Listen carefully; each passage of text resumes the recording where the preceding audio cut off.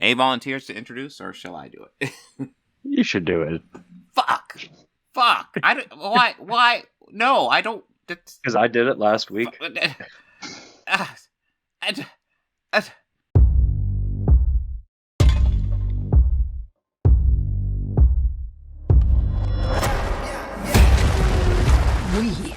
are at war. We will annihilate everything. Champions of this realm can do nothing to stop us. You are very menacing. I just want you to know that. There's something out there. It lives out in those woods. In the dark. Something that's come back from the dead.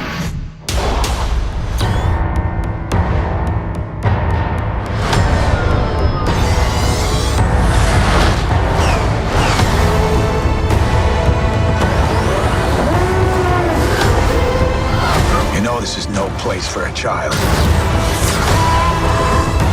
Wherever I go, he goes. So I've heard.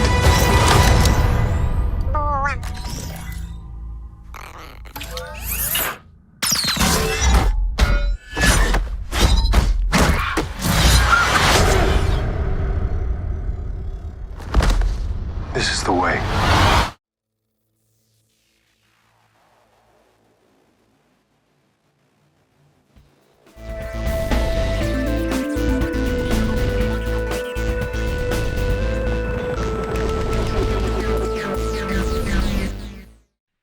Hello and welcome to another Organized Chaos podcast.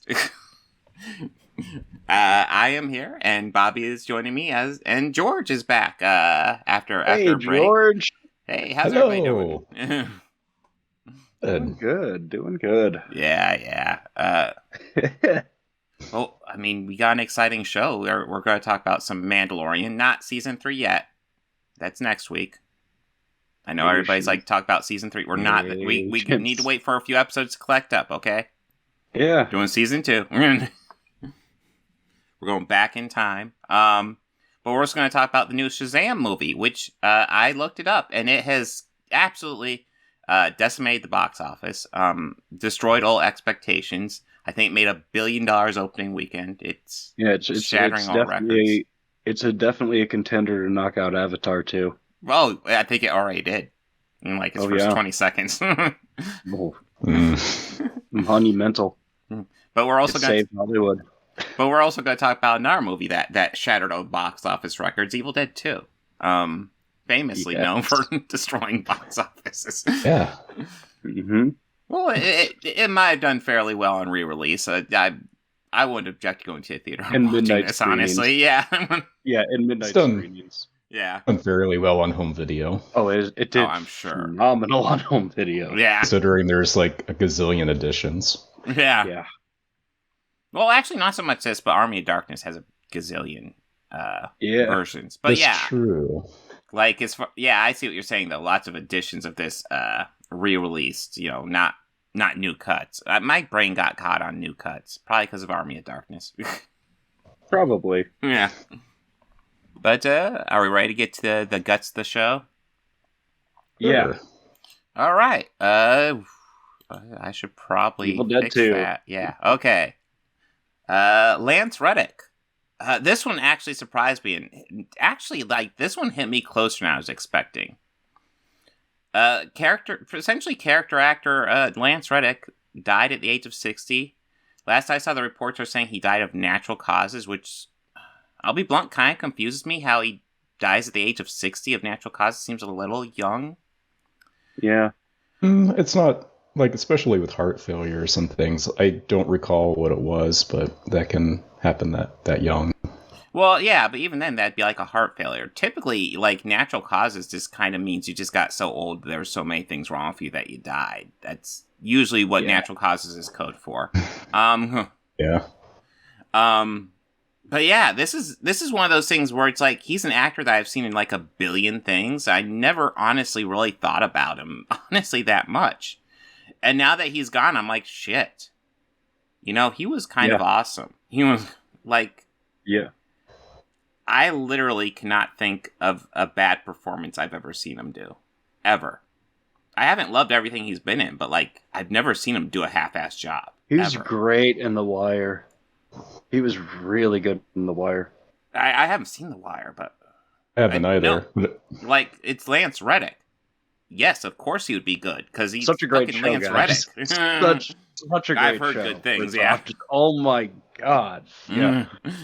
I've seen all the John Wick movies, though. Yeah, Yeah, and he's in the yeah. new one coming out.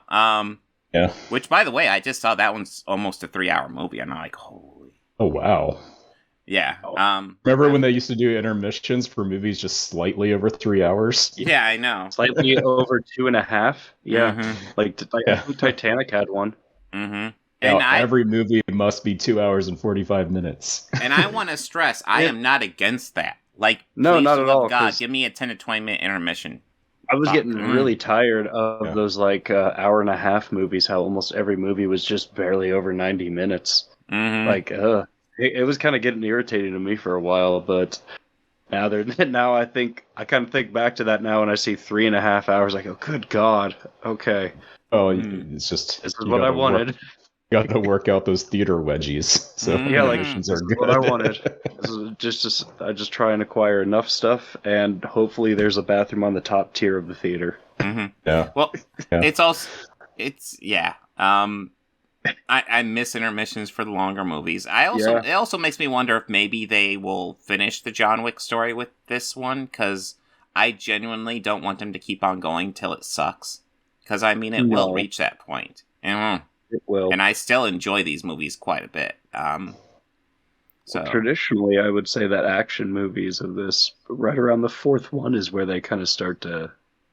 But if they're not already going bad, they're bad by the fourth one.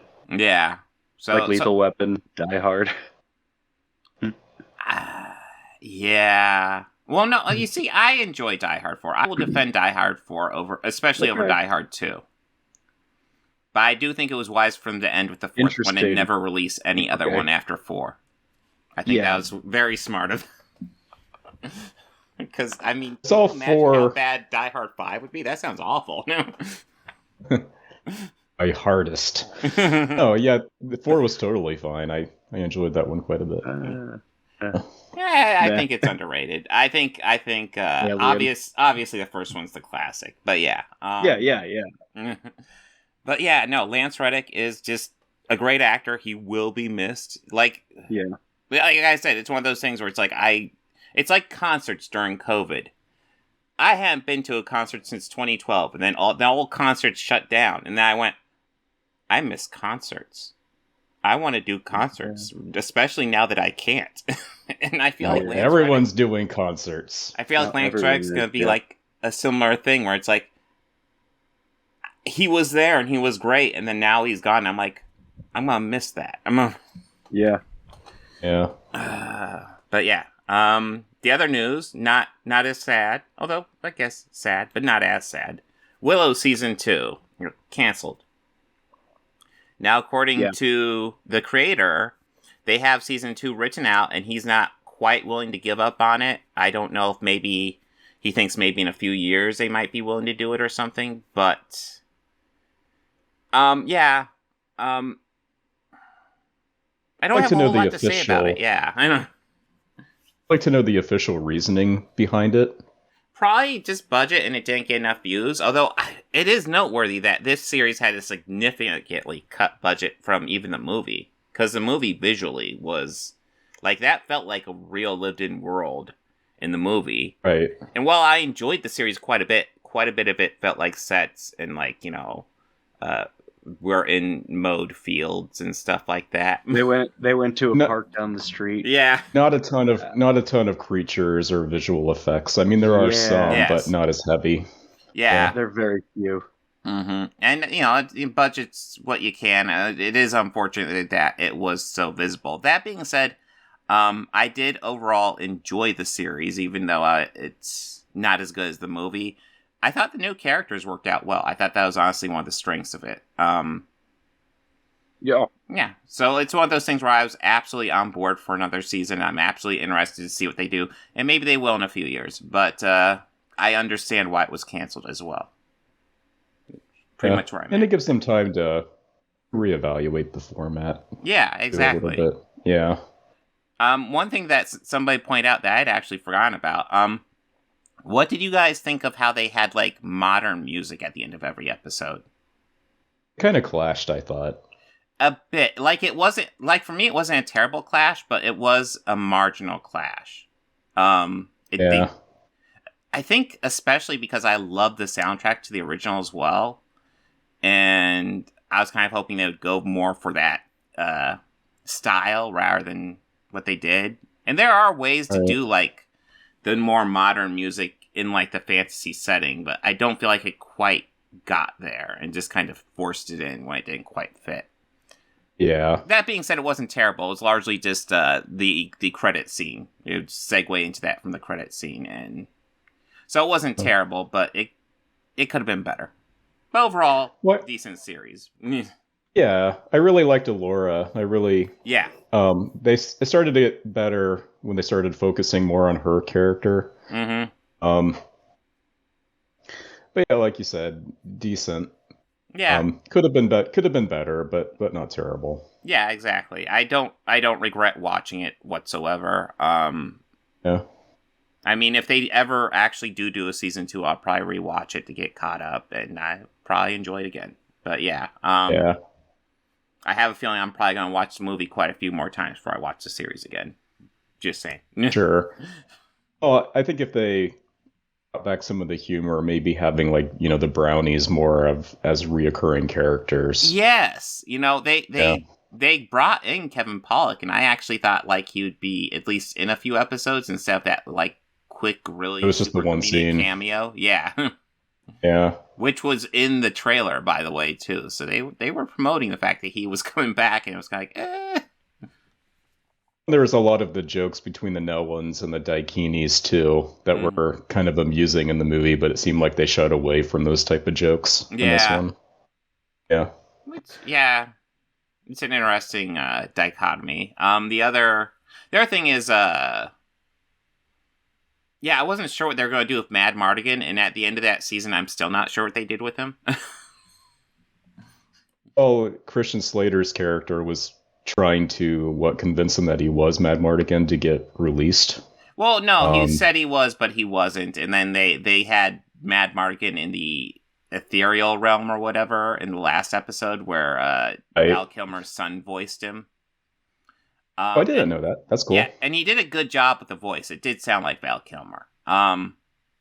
It was one of those things where it's like I was kind of hoping they could bring Val Kilmer back, even though I know his health is not good.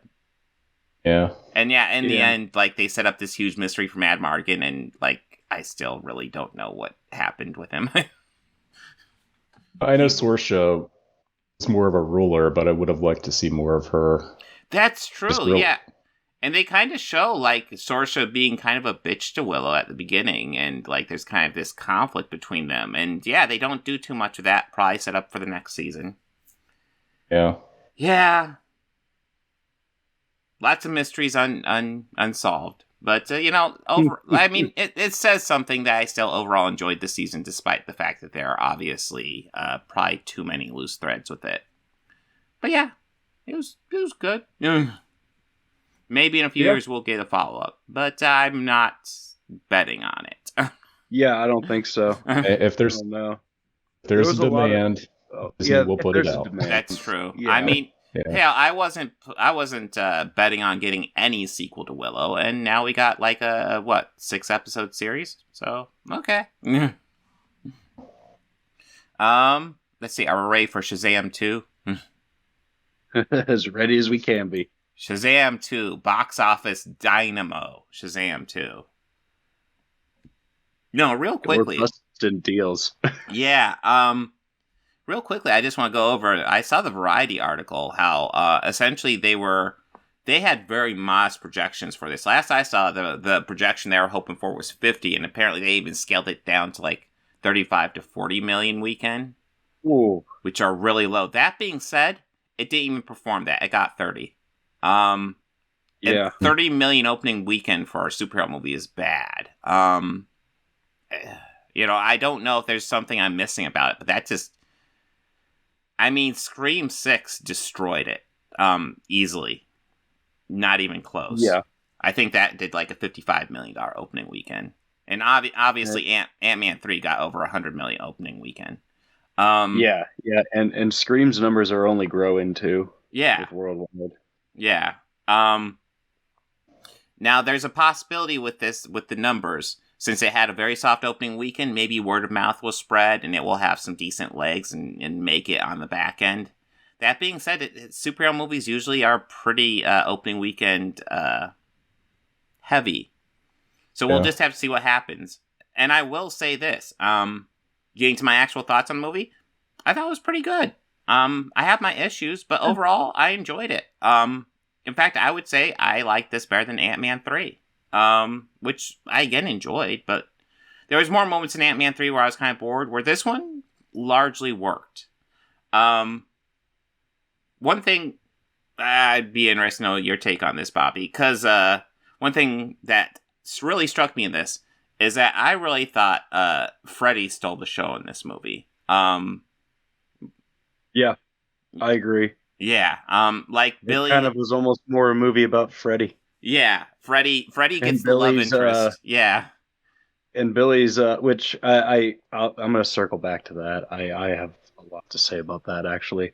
But, yeah, it really seemed more of, like, Freddy's movie, because, like, as you mentioned, he had the love interest, and, you know, we open with Billy's talking to a pediatrician? Yeah. Yeah, Mm-hmm. but he's talking to him like a therapist, and, you know, he's dealing with a lot of issues, like of just his family wanting to grow and do that, but he still wants everything to be solid, and that's, like, kind of a thread, sort of, through the movie. But it kind of takes a backseat, like, once the bad guys show up, or the bad girls in this case. Well, yeah. I would actually say that's my biggest complaint of this movie. I feel like Billy, like, even though he's the main character, I feel like he gets a lot of backseat treatment here. Mm-hmm. And, you know, and he's definitely more prominent than all the other of the family, save Freddy. But yeah, like, a lot of his stuff feels like the backseat stuff.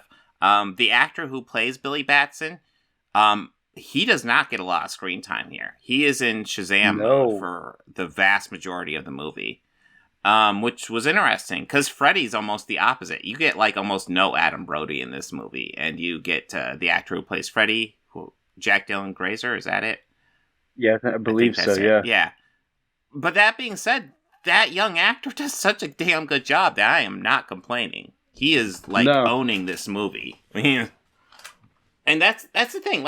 That's why I'm kind of okay with Billy kind of taking kind of the back seat, even though, like, he's the main character, he's the main hero, he saves the day in the end. Because, like, the movie, like, Freddy's stuff stands out, and the actor does such a good job that, like, even though, you know, it puts Billy in the back seat, Freddy carries it just fine. So yeah, that's an interesting, idea behind the movie, because, yeah, like I said, I'm not super thrilled with some of the stuff they do with Billy. Not that I dislike it, but as much as the execution feels half-assed. Like, there's this storyline essentially where they're with the foster family, and all the foster kids call, I believe her name is Marta, call their foster mom, except for Billy, who calls her by her first name. Yeah. And at the end, he calls her mom. And it's a very nice moment, but it doesn't really feel like we were working towards that. It just kind of feels like here's one scene and then another scene where it's wrapped up. Yeah. And it's part of how, like, they set up stuff for Billy. It doesn't feel like they really execute it. But again, I don't really complain that much because Freddy has so much meat in this movie and carries it. Yeah, absolutely. Uh-huh. But that is all. But it's something that, again, I really can't complain about it because the actor is able to carry it. Yeah. But with it being titled Shazam, I kind of thought I would get more stuff with Billy. And the thing I wanted to bring up is with the villains now. Yeah. All three All three of them. Not the two as we see advertised, but we do see it clear as day here on this poster. Which, wow, that would have given it away. But then again, I could tell that the sister who was high school aged was evil immediately. Just how they sold, or how they told with the two of them, it's like they feel this power here on this earth. Mm-hmm. And it's like, oh, so no wonder she's going to start talking to Freddy. Yeah. And right then, like, yeah, no, Freddy, I'm sorry. I'm sorry, man. Oh, this is a long con. And then when they're up there, you go, yep, here it is. He's going to be dumb and show her this. Yep. Mm-hmm. I think like at that point I was a little mad because I thought it, like what was progressing was kind of very predictable. Mm-hmm. Like I kind of saw it coming. I was like, all right, that's kind of mildly disappointing for me.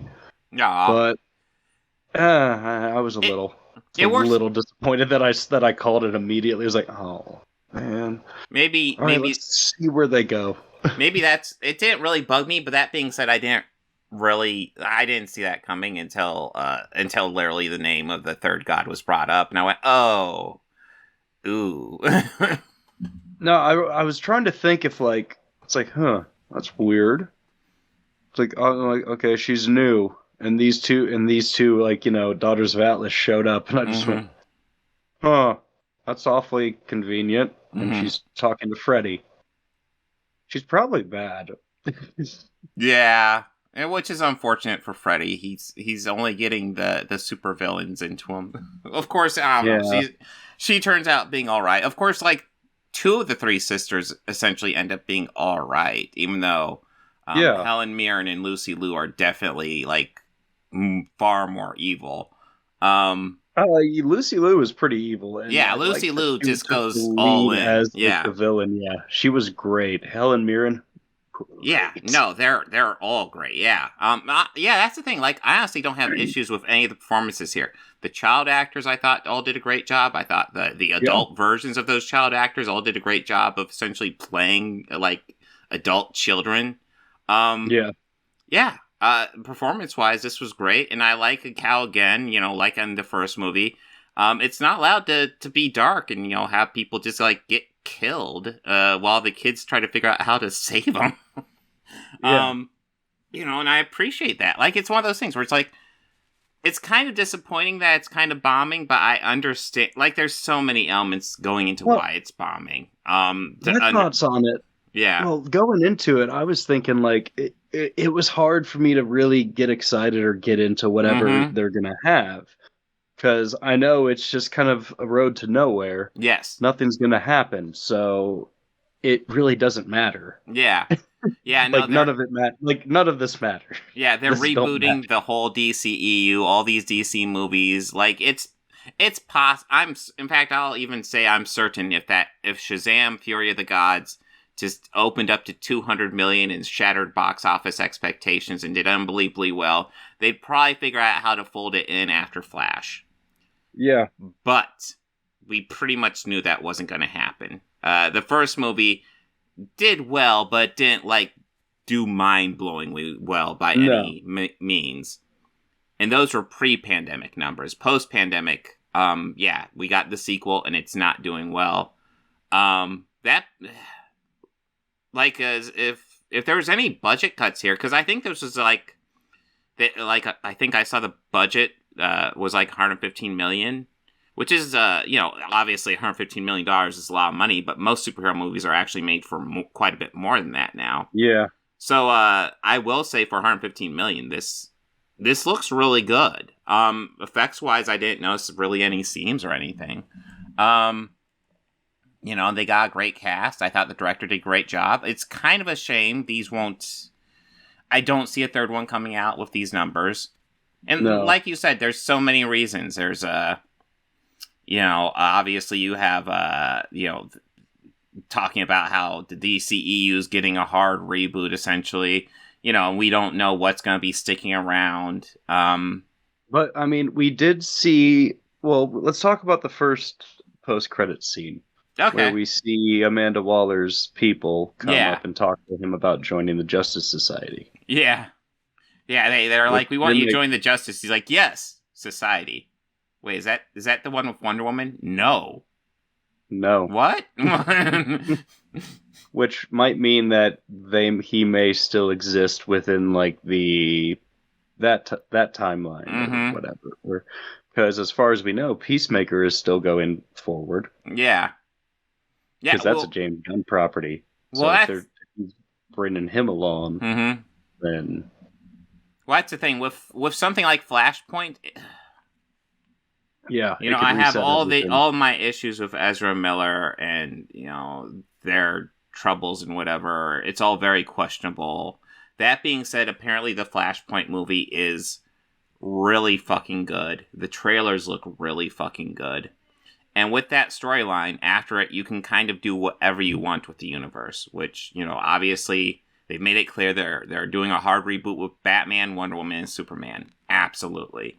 And I believe I read somewhere that James is going to take the helm on Superman. Yes. That's actually, we probably should have covered that in news. He absolutely tweeted that he is directing the Superman movie. And I'm all on board. I mean, he has yet to miss with a comic book movie. I mean, in general, he doesn't miss with his movies, really at all. But, like, comic book movies, he's just fucking knocking them out of the park left and right. So I'm on board for his Superman. I don't know if he'll do, like, an edgier take on Superman or go for more of a classic. More of his stuff is edgier, typically, but, like, I see him going for a classic Superman just to do something different because, honestly, I think he probably respects the character. Superman. Yeah, I think he'd probably respect the character. I'm sure bright blue suit. Yeah, that bright blue suit. I'm sure we'll get some jokes there, James Gunn-ish. But yeah, and I just only hope that his brother plays Jimmy. I really hope he plays Jimmy Wilson. I would be on board. Yeah, definitely. Or just maybe the one random hot dog vendor who goes, "Hey." Yeah. But yeah, and obviously, like, Zachary Levi's recent rhetoric has not probably helped it either. I know it kind of gave me a bad taste, but that being said, again, he does a good job here, so yeah, I can't really fault him for that. It's a good movie. So yeah, overall, good movie. If you're looking for a fun superhero movie, go check this one out. This was fun. Even though this universe is almost certainly ending. Go check it out. And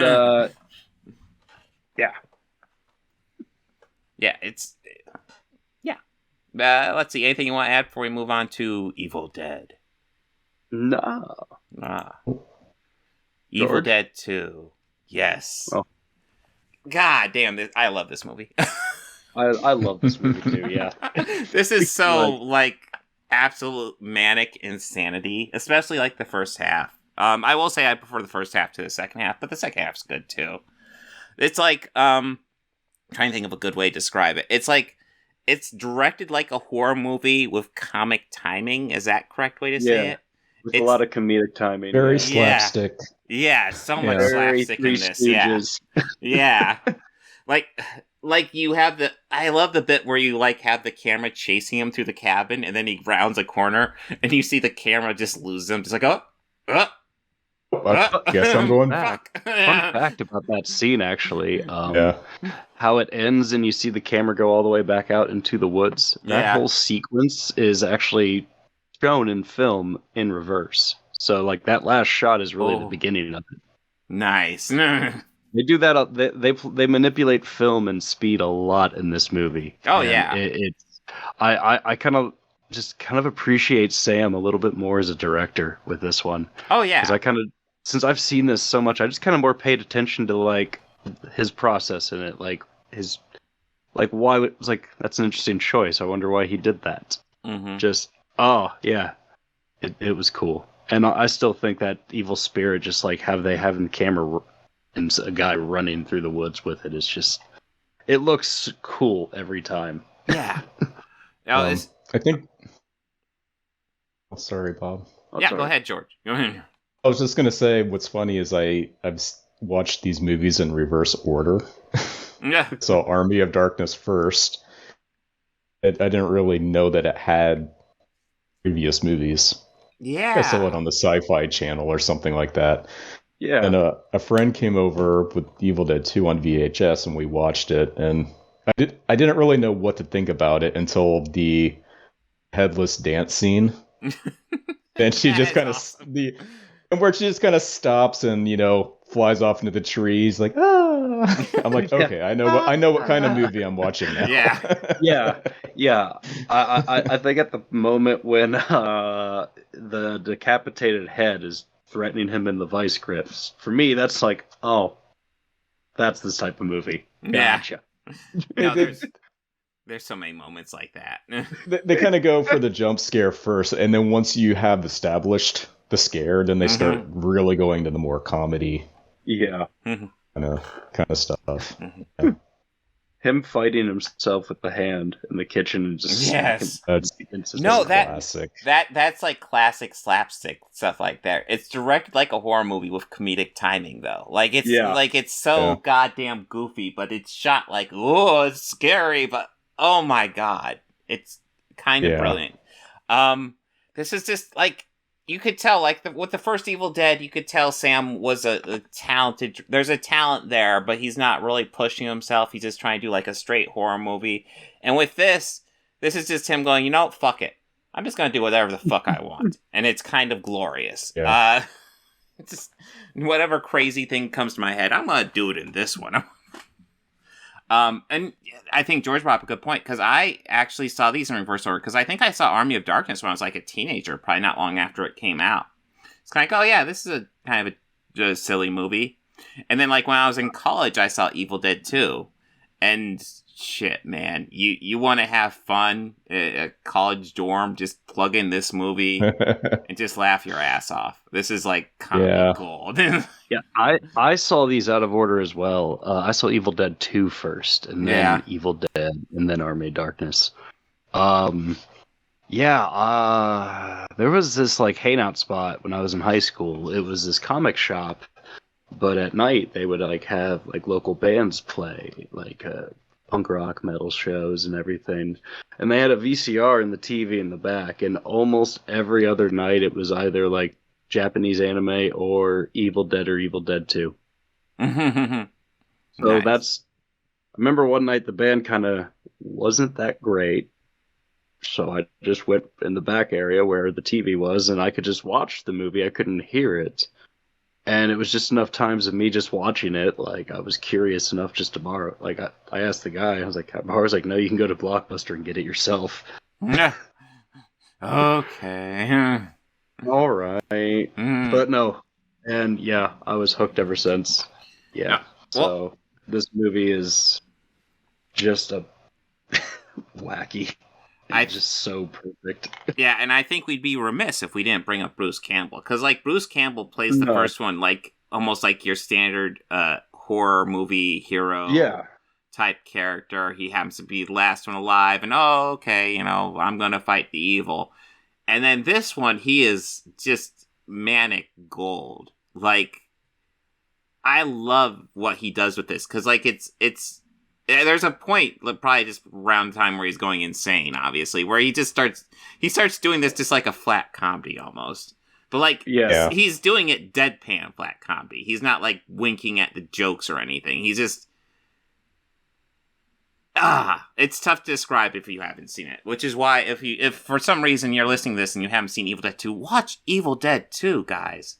Seriously. It's fucking good. It is worth the watch. So let's see, what else? Yeah, no, the other thing I noticed a lot in this was like essentially, would it be claymation, like the dancing scene, and there's lots of stuff Stop with the necks and the motion, head. maybe? Yeah, stop motion maybe. I think it's The a mix effects of- work so well with, they're trying to be cheesy and corny with this too. So like those effects just work perfectly. Mm-hmm. Yeah, you're saying that, but the scene I'm immediately thinking of is when the local hillbilly guy is getting dragged into the fruit cellar and all that water is shooting up. Yeah. Yeah. Colored water. Mm-hmm. Yeah. Wasn't there may have been in one of the commentaries or something, but weren't allowed to use a pure red color tone for blood, so they had to do different shades of red and green and I think so. Yeah, there was something like it's something on one of them. I forget. I've watched them with the commentaries. I remember. I know what you're talking about.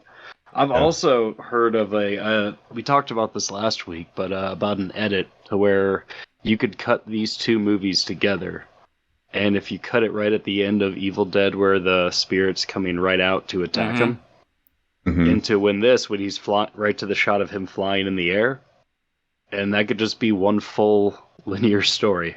Just right there. Same thing with Army of Darkness. I mean, the prologues are a little different movie to movie, but you could still make that edit and make it one consecutive movie. One full epic. A 6-hour movie. Which I think ending it with the director's cut in that way would be like more fitting to the whole story. Kind of like that ending, but I do love the TV show too, so... Yeah, but it doesn't really help the TV show, exactly. So, one thing I will note about that, like, if you cut them together, because I'm pretty sure, like, doesn't Ash go with his friends to the bridge and find it broken in the first one? So wouldn't it be... does. So he finds the bridge broken, and then he gets smacked, and then he finds the bridge broken again. Yeah, you'd have to omit a few things, but you could also argue that whole trip and everything was like he wakes up and just thinks it's a nightmare.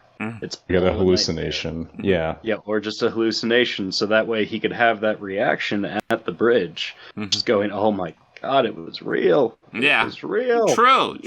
Like he is going insane in this one, so that could work. And the destruction of the bridge looks wildly different in this one. It's much more stylized in this one, which I love. Better. Yeah, and better. And with it being an older film originally, it could like help with him thinking and push that narrative of maybe it was just a nightmare. Yeah. Definitely. God, there was something you else could even say that those two idiots on the side of the road waving at him in the first was just, Bobby Joe and the guy. I don't think they ever gave him a name. I know the actor's name. It's Danny Loomis. Or was Danny Loomis. Didn't they give him a name? I thought they did. I don't think so. Yeah, maybe they never say a name for him. Maybe. I'm drawing a blank on it too. I'm trying to... Yeah, I know the girl's name. I definitely know Bobby Joe because he says it like 50 times in that movie. Bobby Joe! Bobby Joe! I love the cut where it's just, Bobby! I'll do my due diligence here in IMDb. IMDb? What's that? IMDb. Yeah, I have no idea. Not resourceful. Yeah, he probably does have a character name. I don't recall if they ever say it, though. I don't think they did. Jake. Ike? Jake. Oh, Jake? Yeah. Oh. Yeah, I think they did say Jake. I think now that, we must have just not heard it. I roll with it because I don't remember that ever. You know what's funny is in the movie My Name is Bruce, this actor Danny Loomis appears in that along with the guy who's the blacksmith in Army of Darkness. Oh, nice. Mm.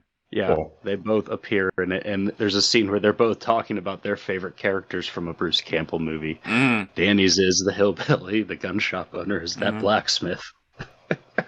Well, I mean, I think I don't even think this is a hot take at all. I think Evil Dead 2 is without doubt the movie that inspired kind of Bruce Campbell's whole career from this point. Oh, yeah, there's no doubt. Absolutely. Yeah. Absolutely. This is how he got to make Cave Alien 3. Yeah. And, like, he does a lot more of, like, the goofy jokes in Army of Darkness, but, like, he has a couple lines here, and, like, this is where you get the groovy moment, which is just, like, that became his iconic line. Groovy. Funny is, I saw Xena and Hercules before I watched Evil Dead 2. And yes, I did, too. I saw him as Autolycus, yeah, I know. Yeah, and like it was kind of mind blowing. Like, oh, it's the same exact production team and everything. Same composers, producers. Yeah. Bruce Campbell's in the show. Ted Remy's in the show as Joxer, and some of the same shots, the goofy kind of shots. Or Sam Raimi has a style. Yes. And it was cool that Lucy Lawless came in later as one of the characters for the show. Oh yeah, and I will still say one of the huge missed opportunities with that show is whenever they did like cuts to previously on Ash versus Evil Dead, they should have reshot the scenes where only Bruce Campbell comes back, but everybody else is played by a different actor. Yeah. That would have been great. I know it makes it way more costly, but come on. That was a TV show I was pleasantly surprised with. I know. I kind of wish it kept on going, but at the same time, I don't know where it will have gone to. But I'm satisfied where it's at. Yeah. But it was nice to get some more Ash killing Deadites. Yeah. That's fun. And I thought actually, like Lucy Lawless had a great role in that show. I thought. I thought so too. Yeah, she was great in that show. But of course, yeah, the two, I can't remember the name of the guys who worked with him, but the two like sidekicks to Ash. Dina De Lorenzo and Ray Santiago. Yeah, that sounds right. I love them too. They were great too. They were the Horror Hound weekend I went to last year. Both of them were there. Bruce was supposed to be there too, and they were supposed to do a Q&A panel, but instead it was just a panel of the two of them. Mm-hmm. I was about to say pretty awesome. I was about to say awesome. You could still do a Q&A with just the two of them, but yeah, Bruce. Bruce it was pretty good. It was pretty good. But yeah, this is a damn good movie. Worth the check out. I would actually say this is my favorite of the trilogy. Where would you guys stand on it? I still like the first one a little bit more, just because it leans more into the horror aspect. Blasphemy. But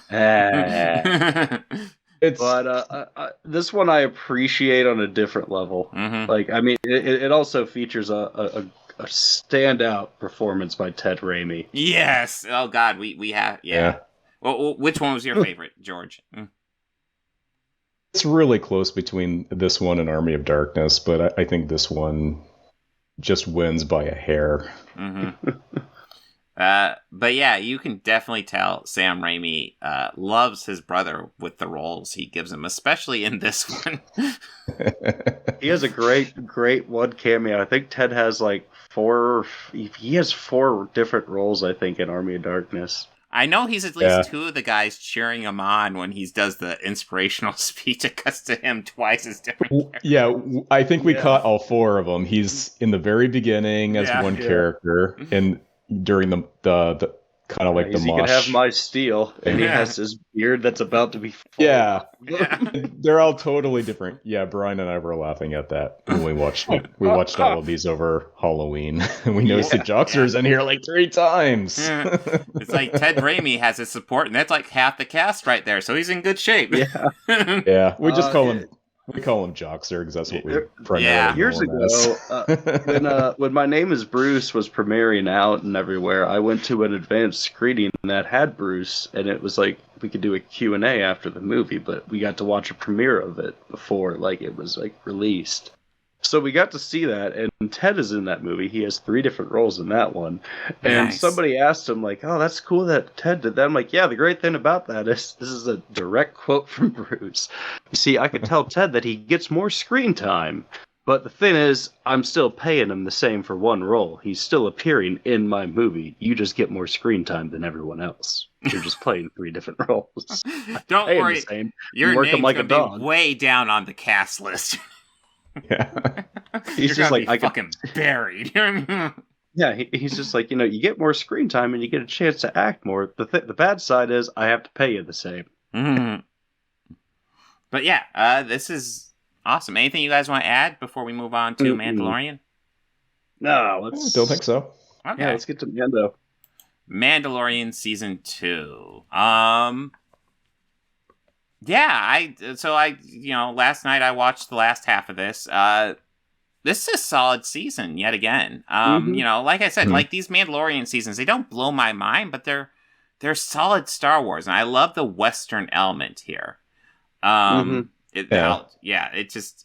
just doubles down on the Western aspects. What are your guys' thoughts? I agree. Yeah, it's very it's not very complicated. It's just a straightforward kind of adventure stories. Each one kind of has its own little And I mean, there are consecutive storylines, but it feels like a lot of the episodes are very much self-contained. So each episode is kind of like a different adventure. Yeah. And yeah, then there's lots of fun surprises throughout it. Yeah, I love it. Yeah, well, I feel like both seasons have similar formula, and we'll have to see if 3 is a similar thing as well, where, like, throughout the season, he just goes on these adventures and meets new people, and then usually towards the end, you have a multi-parter that kind of brings those stories together in some degree. Yeah. You know, they did lots of cameos, especially in this season. I was about ready to say especially in the second half, but Bo-Katan was in the first half. But, you know, we get Ahsoka Tano, I think in the 5th episode here, and I think that's her only episode. And then there's nobody noteworthy in the last episode, so I don't even know why we mentioned that whatsoever. It's kind of disappointing. No, it's TK1732. Something like that, yeah. Well, I mean, Giancarlo Esposito has a big role in that one, but I mean, he's been in a lot this season, so I don't know why that's worth noting. But Boba Fett.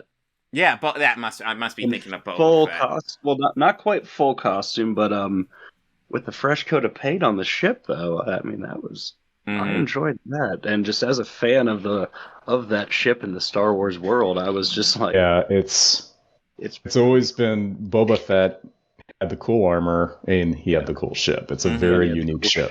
Yeah. Well, that's the thing. I do feel like Mando has kind of stolen some of the Boba Fett thunder, at least for me, because like it used to be just like he's the guy with the cool armor, but now we have Mando, who I think he has the same cool armor, and I like his character more. And part of that might be because like they don't really even though they gave him a whole season of that series, which I thought was fine, but it had issues. Even with that whole season, I don't know exactly what Boba Fett's character is besides badass. Right, it's just one of those things. He's in several of the movies, but he does very minimal. Yeah, he looks cool in the movies, and he goes out like a bitch. Yeah, I know people get offended by that, but he fucking does. No, he does. He does. He goes out by a blind man. Yeah. He just accidentally knocks into him and he's out. That's it. Who made the Kessel Run in record time? Yeah, in 5 miles. In 5 parsecs. I think George Lucas would have preferred that he stayed in the Sarlacc, but he's been brought back since. So. Well, he's too popular to keep in there, and I get it, but yeah. Well, I mean, his best depiction was in the Christmas special, for crying out loud. I think that was his introduction, was the Christmas special. Yeah, his introduction proper thing was the Christmas special. And I will say that little short was probably one of the highlights. That being said, one of the highlights of that special... No, B. Arthur. One of the highlights of that special Arthur... I was just going to say, one of the highlights was a Jefferson Airplane performance. Christmas special is it's not airplane, good. Man. It wasn't airplane. That's bull. Oh, you're right. It was Starship. It was Starship. Yeah, it was Jefferson Starship, not regular Starship. No. Yeah. Yeah, I was getting my incarnation of Jefferson Airplane, I guess, wrong. Yeah, you got the wrong Starship. Incarnation. Yeah, gets confusing, man. I forget why they changed their name. Well, I know different band members left because, I think that and Grace Slick kind of got kicked out for saying some not so nice things one night on stage. That's right, but she came back for most of Starship, I think. Came in. Yeah. According to Rolling Stone, "We Built This City" is the worst rock and roll song ever recorded, like ever. Like the song in the holiday special that they perform is better than "We Built This City." Did they honestly say that? I agree. Yeah, Rolling Stone voted. I agree with Rolling Stone for a change. Rolling Stone voted. Awesome. We Built the City. I mean, considering that whenever they conduct a list, I usually find it to be garbage. I agree with that. I don't know. I love that song. How a city on rock and roll would be structurally unsound, man. Come on. You're looking for realism? You're looking for realism? What the fuck? You're doing it wrong. No, I'm not. Just had to make No, I'm not. make my comment that B. Arthur in my canon is the best cantina bartender. The guy in A New Hope Thank you, George. sucks. Thank B. you. Arthur, yeah. True. Thank You know. George. They should make a I will special give- edition where they I will edit give that you guy that. out and they put B. Arthur in. She's Yeah. just snarky to everybody. Yeah. Just a mean. We So just, Luke goes up to the bar. He's like, "Can I have one of those?" And she just What do gives you Luke want? that classic B. Arthur stare. And then, yeah. surprised nobody's made that edit yet. Like, you could maybe even fit clips from History of the World with her in there too. No, I was trying to think. You could probably get lots of like if you're really good, like really want to do the matting with it. Get clips of Yeah. her from Golden Girls just being sassy as fuck to Yeah. Luke and shit. Yeah, there's enough of that. Yeah. That could be. I am on board. Hilarious. The special edition George Lucas truly wanted. Anyways, going back, I think since the holiday special, like Boba Fett also had toys in the original Yeah. toy line, Mhm. not starting at Empire like Star Wars or as it was known back then, Star Wars. He had action figures in that original line. Mm-hmm. Well, I remember. I think we discussed it when we discussed Boba Fett, but I remember watching the documentary, and the original armor was built to be like the new version of the Stormtrooper armor, like the Stormtrooper 2.0 for the Empire Strikes Back. But Which I thought that was interesting when they got around to doing the clones, that Yeah. they were based off of Boba Fett. Yeah. That was Yeah. a cool tie-in. yeah, that was. of course the armor was too expensive to make for multiple versions. But they had this one set, so it's like, okay, fuck it, we'll make a bounty hunter with this armor. Become a bounty hunter. Yeah. Yeah, well, even with I think a lot with the lore too, it helped build, and he had a lot more other side stuff than like with the Dark Horse comics. I mean, he had his own line of adventures and things that he apparently was up to this whole time prior to Han Solo or after his involvement with the storyline from Empire. And I think the only other characters other than ones that the comic lines of the Dark Horse comics introduced, like I think there was a few Vader comics, maybe a few Han and Chewie ones. I think The Boba Fett ones I remember the most. I haven't run a ton of the old EU stuff, but was it ever made clear, was he a freelance bounty hunter or did he work exclusively for Jabba? Freelance. I think it was freelance, but like the one book that I distinctly remember owning from my childhood was one where he was on a rescue mission to get a princess Hutt, of a different Hutt family, and kind of like the Boba Fett episode, but only in the comic they just skylifted the Hutt and transported her from one end of Tatooine. Well, I mean, you got to be practical with how you transport huts, I guess. Apparently, I've not I was really a little thought disappointed about it. that wasn't the I was a little disappointed that wasn't the outcome in the episode, because I mean with CGI you could easily do that. Mhm. But, Maybe, yeah. But I think that helped a lot with it. But I think you guys are I agree with you guys. I think Boba Fett's main power is just that he's a badass. Yeah, I kind of wish. Listen, you can do characters that are badass. I want a bit more to his character. Yeah. We'll have to see if they do Book of Boba Fett season 2. Yeah. Because that season. But if they're just gonna make him like a crime boss like that, and kind of make that like a mafia show, that would be cool. That'd be cool. Like I that. could get into that. Like I said, that show was entertaining, but it had so much potential that it was just untapped. There was something missing. I agree. It wasn't. I think doing 2 episodes without Boba Fett, where Mando was the star, was frankly a mistake. As much as I like the character of Mando, this is not his series.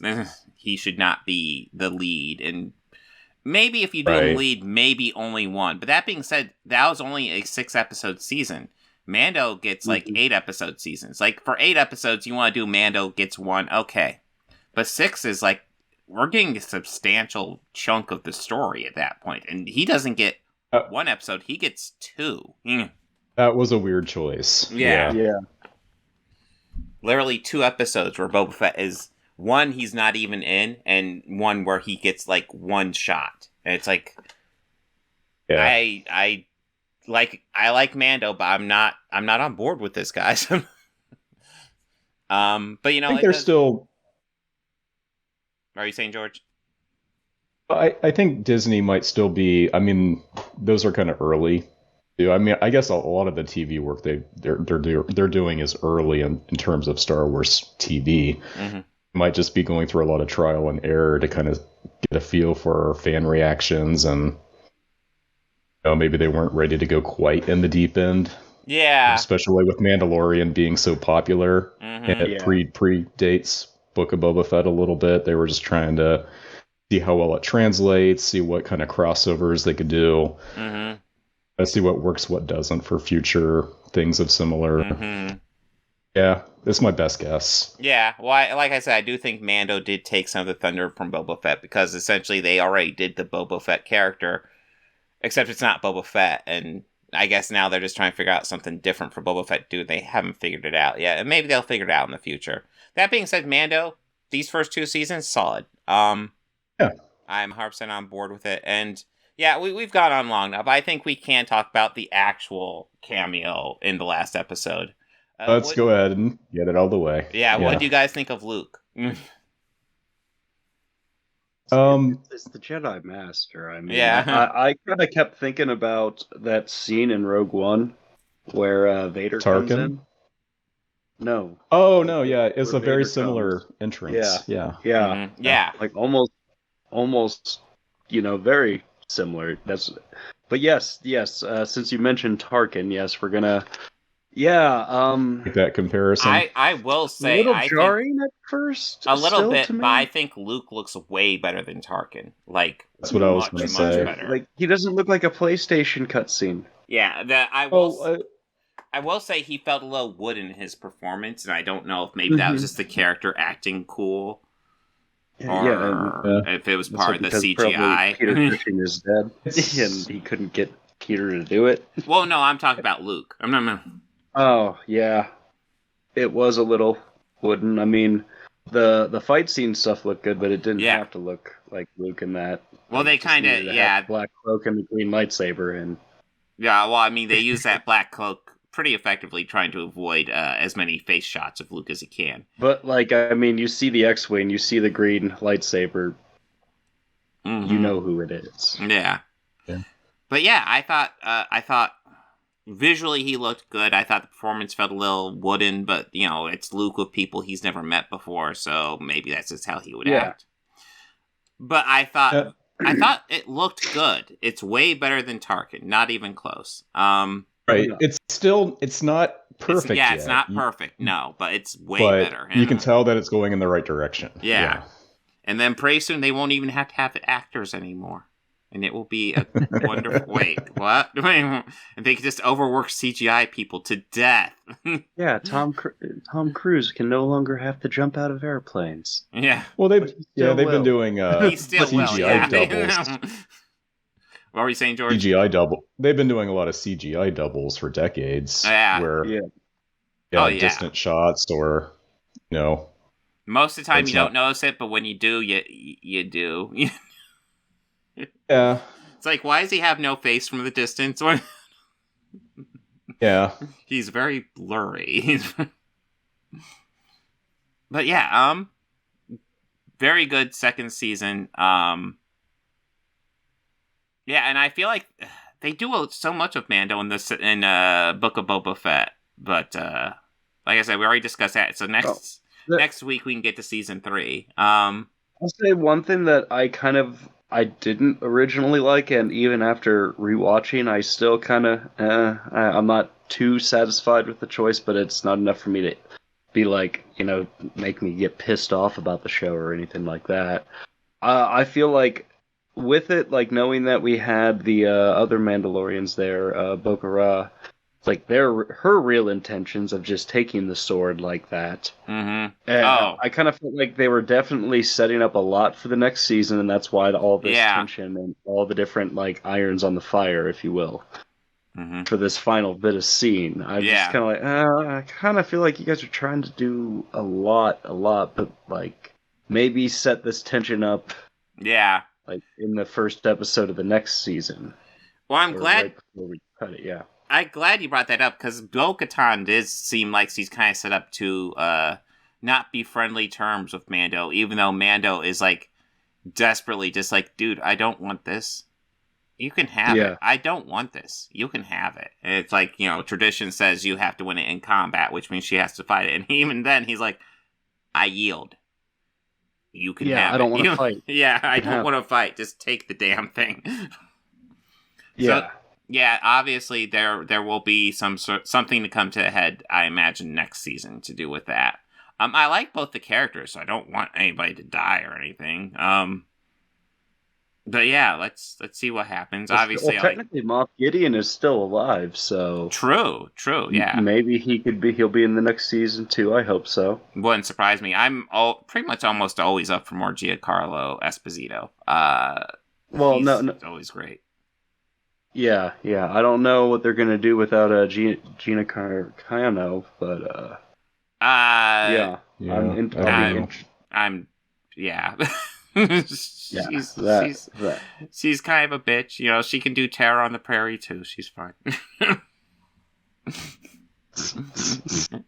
Probably won't recast her though. It will just probably be a write out. Yeah, and listen, she could have had her. I guess she was in talks to her own spinoff, and then she did this dumb crap, and now she's doing literal box office bombs.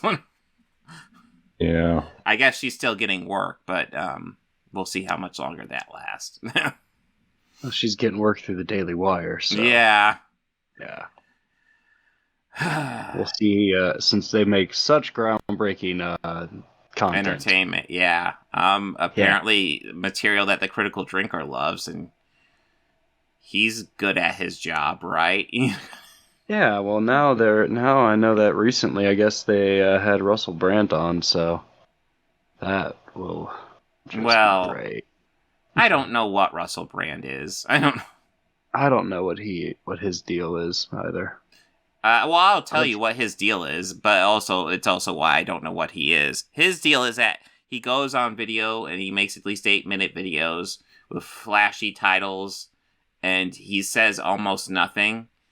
So that essentially, if you watch it and you're not really thinking, you can just put in your own thoughts and all the stuff he's missing and be like, oh, I agree with him. And you watch and you're like, what are you agreeing with? He's not fucking saying anything. Yeah, no, I've gathered that much from it. Yeah. And that's just also why, I've also never really been a fan of the stand-up that he done. I just didn't find him funny. I didn't find his shtick funny. I just kind of found it tired. You see, so any more now, I just kind of go, oh, what's he trying now? Oh, whatever. I just don't care. I will say, I thought his shtick was funny when it was like a character in movies, where it's just like the spacey character who just, he sounds like he's saying something profound, but then it just falls flat on its face, and it plays it for a laugh. That works for me. When he's just doing it on YouTube, seriously, not so charming. The accent doesn't help. No. But yeah, Mando season 2, good. I'm looking forward to seeing what they do for season 3. Yeah. But yeah, so next week, what do we like? I know we're starting Mando season 3. And John Wick 4, and I remember really disliking this. Do you want to do Dungeons and Dragons 2000? We have to watch the new one. Yes. The new one actually looks decent. It does. Brian really wants to watch it. We're watching it at the end of the month. Mm-hmm. Yeah, no, it's on the schedule right now, but leading up to it, I have Dungeons and Dragons 2000. It's that a bad one. But there is something to be said for watching bad ones, but it's up to you, Bobby. Yeah. That's streaming anywhere? We might try to squeeze that in. I might, yeah. I'll be down for the session of deep hurting. Okay. Well, Jeremy Irons choose scenery, at least. I mean, we have that to look forward to. That's good. That's redeemable. That's very redeemable. Yeah, Jeremy Irons chewing scenery. Absolutely. Absolutely. Bring it on. But yeah, John Wick 4 should be entertaining, and yeah, I have been excited to watch the new Mandalorian season, which I just haven't gotten around to watching yet, mostly because I'm trying to get watch the ones for the podcast and not get my memory too scrambled, which will happen. But let's see. Anything you guys want to talk about before we sign out? No. All right. I think so. All right. So yeah, everyone have a good one. Oh, bye.